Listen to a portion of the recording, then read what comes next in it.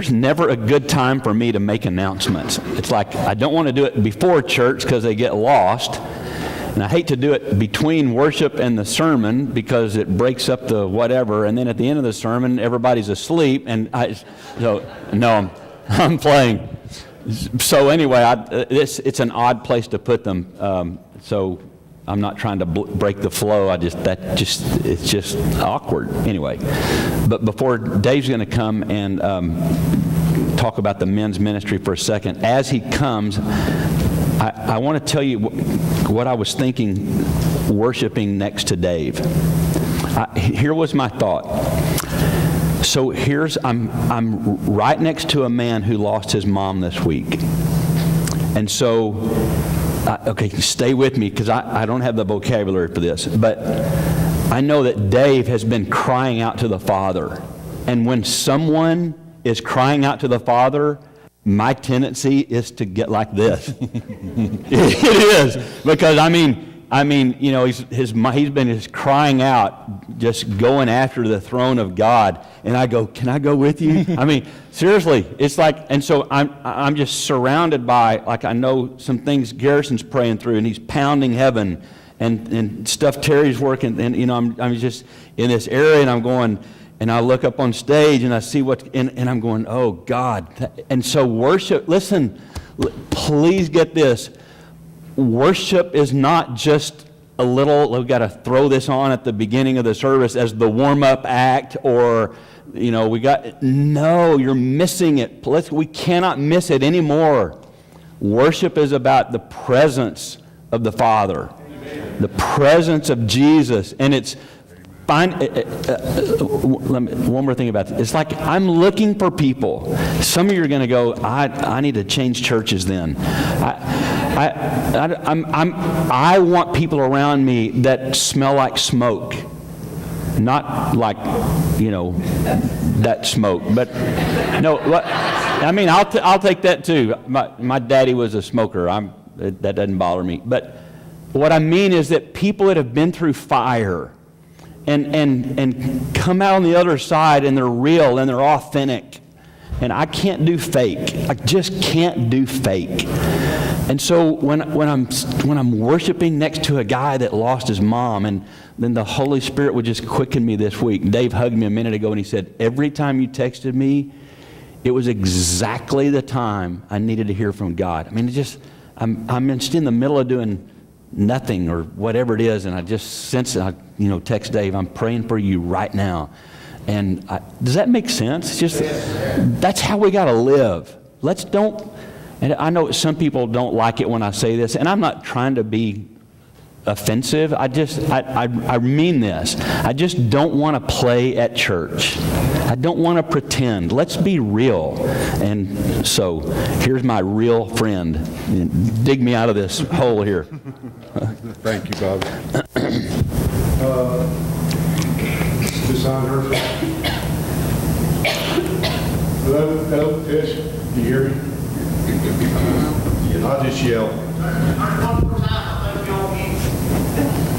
No, it's on. Yep, there's Pat stand. It's on. Okay. This next Saturday, typically we have a men's ministry meeting, and what we're going to do is have a work day. Guys, we really need you. We've got some projects we need to finish up, tearing out the old women's bathroom and getting ready to put in the new boys and girls bathroom. Women, we would love for you to come too. There's a lot of work that can be done cleaning, and also if you want to help tear out, want to get the aggressions out. There's things we can do outside. There's weeding that needs to be done. So we'd love to have all of you here. The sign-up sheet for the men's ministry is in the back in the lobby area. If you would, men and women both, sign that if you can make it next Saturday at 8 o'clock. And I'll go ahead and get sausage and biscuits and orange juice and things like that. So we'll have it here to feed y'all. And I would really appreciate that. Also, single women and widows, please don't forget about our men's ministry service form in the back. If you have a project that you need done around your home, please fill out one of these forms. The men's ministry would love to take care of projects that you have. You can fill it out, give it to me, or turn it into Carol at the office. And lastly, I would love to thank all of you for your prayers, your cards, phone calls, and it meant so much to me. I know a lot of people say that, but I'm telling you, just when I needed it, just like with Bobby, when he texted me, it was probably one of the lowest points that I was going through at that time, and it was just what I needed. You even had one person in this church, because they knew Judy was still back here, and I was with my mom, offered a flyer. And that's amazing to me. Yeah. That is a love that I'll never forget. And I just want to thank you all so much, because it meant a lot to me, to Judy, and also to my family. So thank you. Awesome. All right.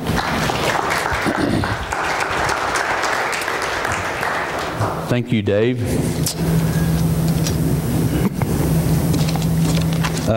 Here's just a couple of quick things. Here's a letter from Yarik. Remember, he was the missionary from the Ukraine that spoke one Wednesday night. I started to act like I was Ukrainian and read it, but so I'll just sound Cheatham County. Okay.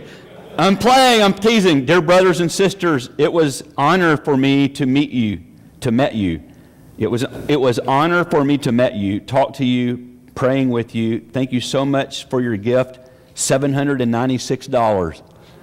That was just, it happened like that, and I just go, you know what, let's bless him. And you bless him with $796. I love you, pray for you, miss you all. May God bless you all, Yarik. So that's our a missionary in Ukraine. Speaking of missionaries, one is going to speak for just a few minutes this morning before the sermon, our little missionary to the Dominican Republic that you helped send, and I appreciate that. Garrison's going to share a little bit about how God used him there. And then here's another little opportunity for you to give toward another mission project.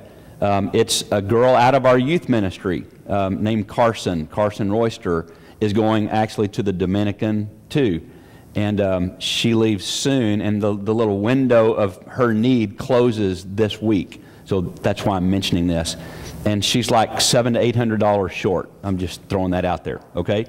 And again, you have to know this. Here's what you do. You just go, God, do you want me to be a part of Carson's mission trip? Yes or no. And then you hear yes or no. And if it's no, then take the day off. If it's yes, then you say, how much do you want me to give? And if it's $5, if God says $5, it's like 5,000. It is.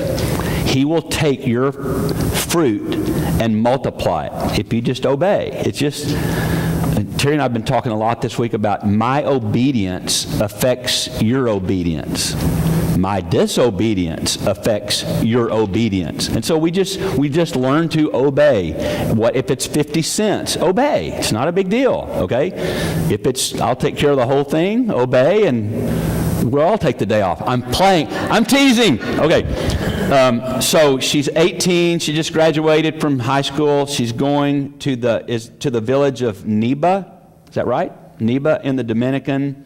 There's 15 brothers and sisters going with her. So if you would like to give toward that, if you could just, if you have cash, you can hand it to me after church, and I'll make sure it gets in that. If it's a check, just make it out to CRBC and put Carson Royster on the memo line, and we'll get that. Bill is kind of heading that up. So it's just, to me, it's such a joy. See, there's two ways to look at this, okay? There's one way to look at it where you go, and every time we come, they're asking for money. That's a way to look at it. You know what? And I'm not ashamed to the things that I believe in to go, I'm going to let you have an opportunity like us to get to be a part of it. That's the other way to look at it. Like, that's awesome. I get to be a part of this little girl's life that will be forever changed. Yep, that's how I'm going to look at it. And I'm not telling you how to look at it. For me, it's like, I want God to wreck this girl's life, the rest of her life. Here's $5, God, to go wreck her life. Awesome. Okay? All right. I think that was all. Was that all? Anybody? Okay. All right. So Garrison went to the Dominican Republic with a division of Campus Crusade for Christ called Athletes in Action. And this ministry's been around for years and years and years. How many of you were involved in Campus Crusade for Christ in college? Okay, Jen? You heathen? Okay, no, I'm playing. Anyway, that's just a neat ministry, but they have a division for athletics, and they send athletic teams literally all over the world. And these aren't just, like some missionaries that play ball. They're ball players who feel a call to, they can really, really play. They play like the Olympic teams in the world, and so it's a really neat thing. So anyway, Garrison was gone for a month, and I've asked him to share for just a little bit before we have the word together, okay? So G, come on. Let's see. Herschel, we'll just use him on this one again. Thanks. Can you hold that? Yeah. Okay. Okay. Mm-hmm. Nope. All right. Yeah, I just ask that you bear with me. I'm struggling a little bit. It's been almost 2 weeks now since I've been back in the States, which is crazy to think of, and it's still very hard for me to process it all. And I haven't slept. Of course, being home for 2 weeks, you think, oh man, he's rested, ready to go. And honestly, when I do fall asleep, I dream so vividly that I still wake up and still don't feel like I'm rested. And so I ask that you bear with me while I try to get this all out and hopefully say exactly what I want to say up here, but also what the Lord wants me to say, and what y'all need to hear about it. Like you said, I played with Athletes in Action. It's out of Xenia, Ohio, and they have 3 teams in the States in the summer ball, and different summer leagues in the States, and then 1 international team. And I played with the international team in the Dominican Republic, which is known as, the baseball capital of the world. Dominican Republic, just big, some of the biggest names you've ever heard of in the past and in the present in Major League Baseball come from the Dominican Republic. That's all they do. It's funny, we got off the bus in the airport, and they told us about this, and we were like, oh yeah, I'm sure, but we got off the bus off the airplane, got in a bus to go to where we were staying, the first place, and every single lot, alley, yard, anything, there was any space, there was little kids playing baseball. Nothing on, like underwear, they have nothing, but they are all able to play baseball. Moms are all sitting outside, dads are working, if they do have a dad, and fathers that are very scarce, and they're all playing baseball. It's just something they love, it's something they do, and I saw 16-year-olds with more talent than some of the 21, 22-year-olds I play with or play against here in the States in college. Just unbelievable talent. So baseball was obviously huge ministry there, and that's what drew me there. That's what I was so excited about was, man, I love baseball, and all these guys from different schools get to come together and meet in Miami and go down to the Dominican Republic to just love on guys and play ball, play the game they love. And we knew we had an open door there that God put, whoa, here we go. But God had just a special thing in store for us. So we had 25 guys on our team from 24 different schools. 2 guys from Yale, and all the other guys were from different schools. So we had a guy from Yale, Baylor, Puget Sound up in Oregon. He was from Alaska. We had guys from California, Michigan, Minnesota, Maine, New Hampshire, just crazy places, and we all met in Miami, and we didn't know a single person.